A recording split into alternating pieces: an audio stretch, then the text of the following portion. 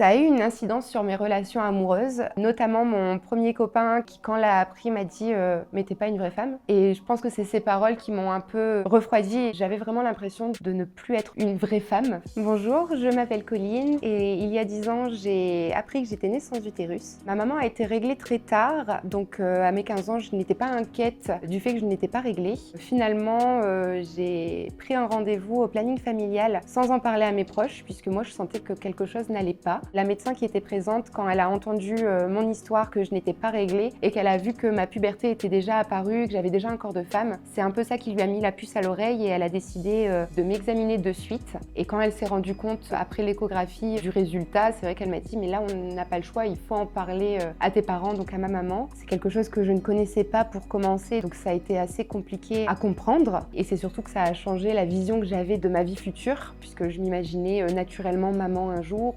C'est un monde qui s'effondre quand on nous dit tu pourras pas avoir d'enfant naturellement. Ça a eu un impact assez important sur mon adolescence puisque j'ai dû grandir et devenir femme avec un organe féminin en moins. Il y avait toujours des petits mensonges quand on me demandait quelle pilule j'allais prendre, etc. En général, je disais mais la même que toi, ça tombe bien. J'ai fui pas mal de conversations également et je pense que j'ai peut-être raté des amitiés à cause de ces fuites aussi. J'ai annoncé ce syndrome à mes amis très proches pour le coup, mais une fois qu'ils ont été mis au courant, c'est quelque chose que je ne voulais pas évoquer. C'était ma décision, on ne m'en parlait pas et je n'en parlais pas parce que c'est quelque chose qui me faisait parfois un peu honte aussi. Donc c'est vrai que je préférais mettre tout ça de côté. Je voulais pas qu'on me voie comme différente. Ça a eu une incidence sur mes relations amoureuses, notamment mon premier copain qui a traversé ces étapes-là avec moi et qui, quand l'a appris, m'a dit mais t'es pas une vraie femme. Et je pense que c'est ces paroles qui m'ont un peu refroidie et c'est peut-être aussi pour ça que j'ai pas voulu en parler plus à mon entourage, puisque je me suis dit mais si tout le monde réagit comme ça, je m'en sortirai jamais. J'avais vraiment l'impression de ne plus être une vraie femme.